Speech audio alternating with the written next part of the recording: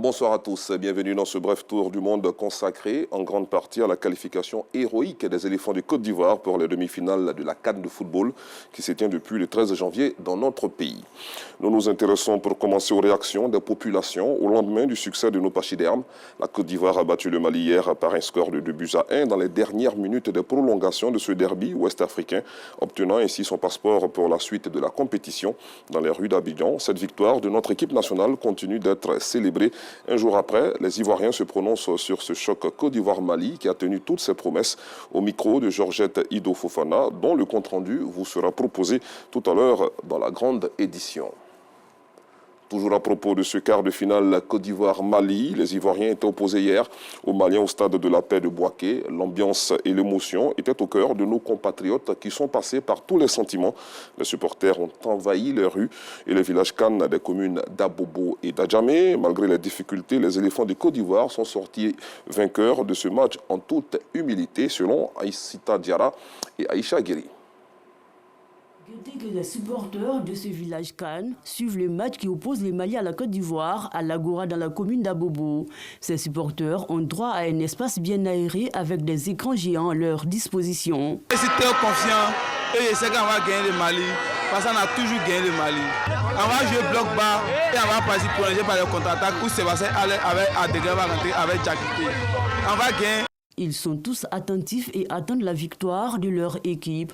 Le Mali ouvre les scores après la 70e minute de jeu. Malgré ce but des Maliens, les supporters ivoiriens sont confiants et sereins. À quelques minutes de la fin du match, les éléphants de Côte d'Ivoire égalisent. Les supporters ivoiriens débordent de joie après cette égalisation.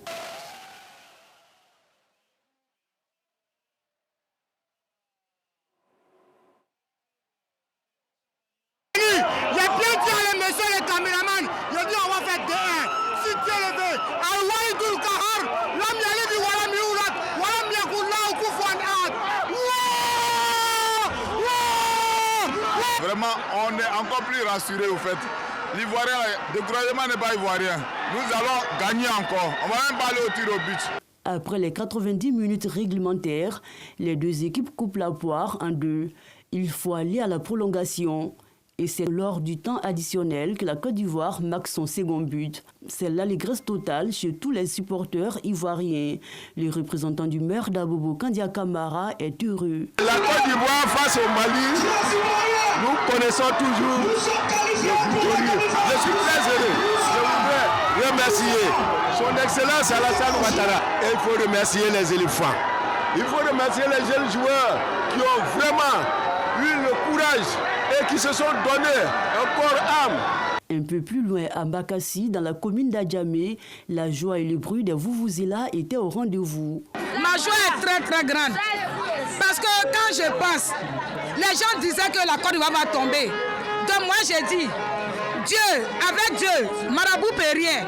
D'autres gagnent le ballon avec maraboutage, mais nous, on gagne le match avec Dieu. La Côte d'Ivoire qui vient de faire un grand match, il faut féliciter les éléphants, féliciter l'entraîneur, féliciter également le président de la République.